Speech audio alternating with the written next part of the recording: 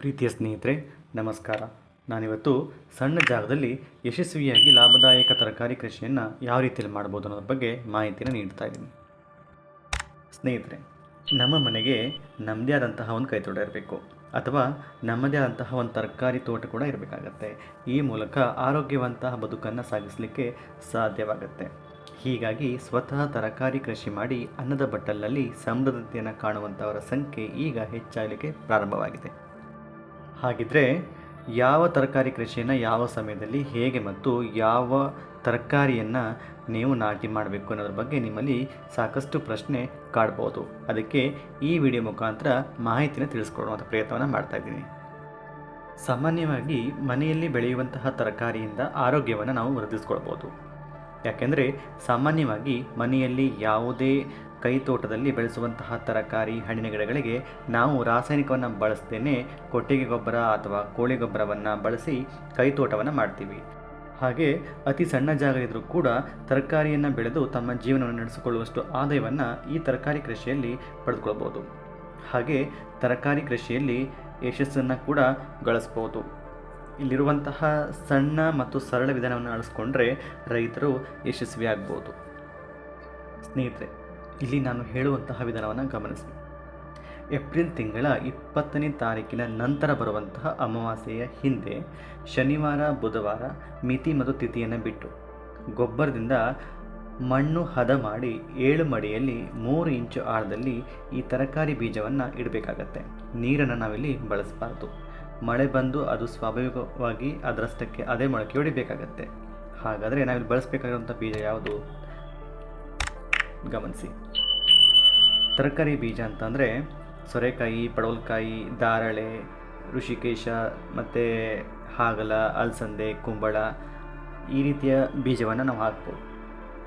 ಬೆಂಡೆ ಬೀಜವನ್ನು ನಾವಿಲ್ಲಿ ಈ ಸಮಯದಲ್ಲಿ ಹಾಕಬಾರ್ದು. ಮೇ ತಿಂಗಳ ಕೊನೆಗೆ ಬರುವ ಅಮಾವಾಸ್ಯೆಯ ಅಕ್ಕಪಕ್ಕ ಮಿತಿ ತಿಥಿಯನ್ನು ಬಿಟ್ಟು ಶನಿವಾರ ಅಥವಾ ಬುಧವಾರದಂದು ಬೆಂಡೆ ಬೀಜವನ್ನು ನಾವಿಲ್ಲಿ ಬಿತ್ತಬೇಕಾಗತ್ತೆ. ಮಳೆಗಾಲ ಬಂದ ತಕ್ಷಣ ಬದನೆ ಗಿಡಗಳ ಗೆಲ್ಲುಗಳನ್ನು ಸವರಿ ಬುಡವನ್ನು ಬಿಡಿಸಿ ಗೊಬ್ಬರವನ್ನು ಕೊಡಬೇಕಾಗತ್ತೆ. ಹೀಗೆ ಮಾಡೋದರಿಂದ ಸಮೃದ್ಧವಾದಂತಹ ಬೆಳೆಯ ಫಸಲನ್ನು ನಾವಿಲ್ಲಿ ನಿರೀಕ್ಷೆಯನ್ನು ಮಾಡ್ಬೋದಾಗಿರುತ್ತೆ. ಜೂನ್ ಕೊನೆಯ ವಾರ ಅಥವಾ ಜುಲೈನ ಮೊದಲನೆಯ ವಾರ ಬರುವಂತಹ ಅಮಾವಾಸ್ಯೆ, ಆರ್ದ್ರ ನಕ್ಷತ್ರ ಅಂತ ನಾವು ಏನು ಹೇಳ್ತೀವಿ, ಆ ಸಮಯದಲ್ಲಿ ಮುಳ್ಳು ಸೌತೆಯ ಬೀಜವನ್ನು ನಾವಿಲ್ಲಿ ನಾಟಿ ಮಾಡಬೇಕಾಗತ್ತೆ. ಜುಲೈ ಕೊನೆಯ ವಾರ ಅಥವಾ ಆಗಸ್ಟ್ನ ಮೊದಲನೇ ವಾರ ಬರುವಂತಹ ಅಮಾವಾಸ್ಯೆಯ ಹತ್ತಿರ ಸೌತೆ, ಕುಂಬಳ, ಜೀನಿಕಾಯಿ ಬೀಜವನ್ನು ನಾವಿಲ್ಲಿ ನಾಟಿ ಮಾಡಬೇಕು. ಹೀಗೆ ಮಾಡೋದು ಉತ್ತಮ. ಹಾಗೆ ಬಸಳೆಯನ್ನು ಕೂಡ ನಾವಿಲ್ಲಿ ನಾಟಿ ಮಾಡುವುದು. ಇದೇ ಸಮಯದಲ್ಲಿ ಬದನೆ ಬೀಜ ಬಿತ್ತೋದ್ರಿಂದ ಅಕ್ಟೋಬರ್ನಲ್ಲಿ ನಾವು ನಾಟಿ ಮಾಡಲಿಕ್ಕೆ ಅಂದರೆ ನೆಡಲಿಕ್ಕೆ ತಯಾರಿ ಮಾಡ್ಕೊಳ್ಬೋದಾಗಿರುತ್ತೆ. ಆಗಸ್ಟ್ ಕೊನೆಗೆ ತೊಂಡೆ ಬಳ್ಳಿಯನ್ನು ನಾವಿಲ್ಲಿ ನೆಡಬೇಕಾಗುತ್ತೆ, ಅಥವಾ ಬಳ್ಳಿಯನ್ನು ಕತ್ತರಿಸುವ ಪ್ರಕ್ರಿಯೆಯನ್ನು ನಾವಿಲ್ಲಿ ಮಾಡಬೇಕಾಗುತ್ತೆ. ಅಕ್ಟೋಬರ್ 20ರಿಂದ 30ರ ಅಂದಾಜು ಅಂದರೆ ಆಸ್ಪಾಸ್ನಲ್ಲಿ ಬದನೆಯ ಗಿಡವನ್ನು ನಾವಿಲ್ಲಿ ನೆಡಬೇಕಾಗತ್ತೆ.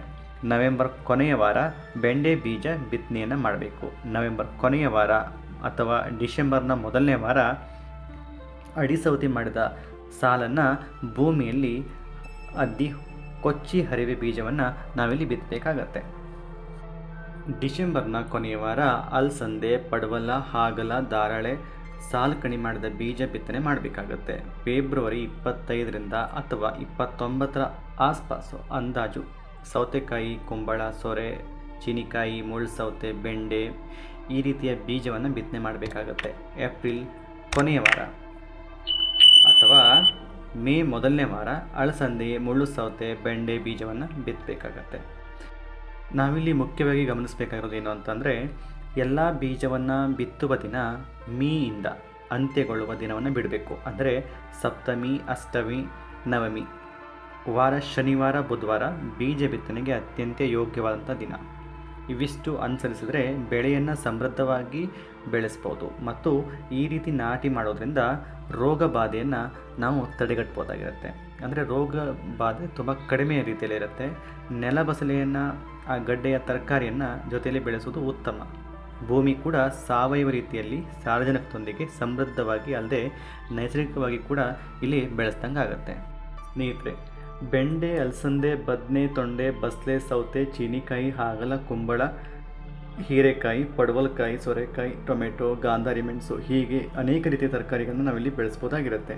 ಸಾಮಾನ್ಯವಾಗಿ ತರಕಾರಿಯನ್ನು ಬೆಳೆಸಲು ಕೊಟ್ಟಿಗೆ ಗೊಬ್ಬರವನ್ನು ಬಳಸೋದು ಉತ್ತಮ. ಜೊತೆಗೆ ಬೂದಿ ಮಿಶ್ರಿತ ಸ್ವಲ್ಪ ಪ್ರಮಾಣದ ಕೋಳಿ ಗೊಬ್ಬರವನ್ನು ಕೂಡ ನಾವಿಲ್ಲಿ ಬಳಸ್ಬೋದಾಗಿರುತ್ತೆ. ಕಡಿಮೆ ಪ್ರಮಾಣದಲ್ಲಿ ನೀಡುವುದು ಉತ್ತಮ. ಏಪ್ರಿಲ್ 30ರಿಂದ ಮೇ 8 ಅಥವಾ ಮೇ 15ರಿಂದ ಮೇ 17 ಈ ದಿನಗಳಲ್ಲಿ ಸೋರೆಕಾಯಿ, ಪಡವಲಕಾಯಿ, ಹೀರೆಕಾಯಿ, ಹಾಗಲಕಾಯಿ ಮತ್ತು ಅಲಸಂದೆ ಮುಂತಾದ ಬಳ್ಳಿಯನ್ನು ತರಕಾರಿ ಒಣ ಬೀಜವನ್ನು ಮಣ್ಣಿನ ದಿಬ್ಬಗಳಲ್ಲಿ 3 ಇಂಚಿನಷ್ಟು ಒಳಗೆ ಬಿತ್ತಬೇಕಾಗತ್ತೆ. ಈ ಸಮಯದಲ್ಲಿ ನೀರನ್ನು ನಾವಿಲ್ಲಿ ಬಳಸಬಾರ್ದು. ಮೊದಲು ಮಳೆಗೆ ಇವುಗಳು ಮೊಳಕೆ ಬರಬೇಕಾಗತ್ತೆ. 3 ಎಲೆಗಳು ಮೂಡು ಬಂದಾಗ ಗೊಬ್ಬರವನ್ನು ನಾವಿಲ್ಲಿ ನೀಡಬೇಕಾಗತ್ತೆ. ಮಳೆ ಕಡಿಮೆ ಇದ್ದರೆ ನೀರನ್ನು ನಾವಿಲ್ಲಿ ನೀಡಬಹುದಾಗುತ್ತೆ. 3 ದಿನಕ್ಕೊಮ್ಮೆ ನೀರನ್ನು ನಾವಿಲ್ಲಿ ನೀಡಬಹುದು. ಹೂ ಬಿಡುವಂತಹ ಸಮಯದಲ್ಲಿ, ಅಂದರೆ ಹೂ ಬಿಡಲಿಕ್ಕೆ ಪ್ರಾರಂಭ ಮಾಡುವಂತಹ ಸಮಯದಲ್ಲಿ ನಾವಿಲ್ಲಿ ಗೊಬ್ಬರದ ಪ್ರಮಾಣವನ್ನು ಸ್ವಲ್ಪ ಹೆಚ್ಚಿಗೆ ಮಾಡ್ಕೋಬೇಕಾಗತ್ತೆ. ಆಗಸ್ಟ್ 1ರಿಂದ ಸೌತೆ, ಕುಂಬಳ, ಚೀನಿಕಾಯಿ ಮುಂತಾದ ದೀರ್ಘಾವಧಿ ತರಕಾರಿಯ ಬೀಜವನ್ನು ನಾವಿಲ್ಲಿ ಬಿತ್ತನೆಯನ್ನು ಮಾಡ್ಬೋದು. ಆಗಸ್ಟ್ 27ರಿಂದ ಸೆಪ್ಟೆಂಬರ್ 2ರ ಸಮಯದಲ್ಲಿ ಬಸಳೆ, ತೊಂಡೆ ಬಳ್ಳಿಯನ್ನು ನಾವಿಲ್ಲಿ ನಾಟಿ ಮಾಡಬೇಕಾಗತ್ತೆ. ನವೆಂಬರ್ ತಿಂಗಳಲ್ಲಿ ಈ ಮೊದಲು ಸೌತೆ ಸಾಲು ಇದ್ದರೆ ಅದು ಒಣಗಿರುತ್ತೆ. ಅದೇ ಜಾಗದಲ್ಲಿ ಹರಿವೆ ಸೊಪ್ಪನ್ನು ಅಥವಾ ಅದರ ಬೀಜವನ್ನು ಬಿತ್ತನೆ ಮಾಡಬೇಕು. ಹಾಗೆ ಬಿತ್ತುವಾಗ 1 ಚಮಚ ಹರಿವೆ ಬೀಜಕ್ಕೆ 1 ಚಮಚ ಸಜ್ಜಿಗೆ ಸೇರಿಸಿ ಇರುವೆ ಕಾಟದಿಂದ ತಪ್ಪಿಸಿಕೊಳ್ಬೋದಾಗಿರುತ್ತೆ.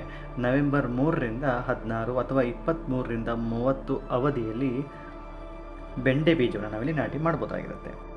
ಸ್ನೇಹಿತರೆ, ಈ ರೀತಿಯ ಕೃಷಿ ಪದ್ಧತಿಯನ್ನು ಅಳವಡಿಸಿಕೊಂಡು ತರಕಾರಿಯನ್ನು ನಾವು ಬೆಳೆಯೋದ್ರಿಂದ ಉತ್ತಮ ಯಶಸ್ಸನ್ನು ಕಾಣ್ಬೋದು. ನಮ್ಮ ಇವತ್ತಿನ ಈ ಮಾಹಿತಿ ತಮಗೆ ಇಷ್ಟವಾಗಿದೆ ಅಂತ ನಾನು ಭಾವಿಸ್ತಾ ಇದ್ದೀನಿ. ತಾವೇನಾದರೂ ನಮ್ಮ ಈ ಕೃಷಿ ಸ್ಫೂರ್ತಿ ಚಾನಲ್ಗೆ ಹೊಸಬರಾಗಿದ್ದಲ್ಲಿ ಈ ಕೂಡಲೇ ಸಬ್ಸ್ಕ್ರೈಬ್ ಮಾಡೋದ್ರ ಮೂಲಕ ನಮ್ಮನ್ನು ಬೆಂಬಲಿಸಿ ಮತ್ತು ಪ್ರೋತ್ಸಾಹಿಸಿ. ಧನ್ಯವಾದಗಳು.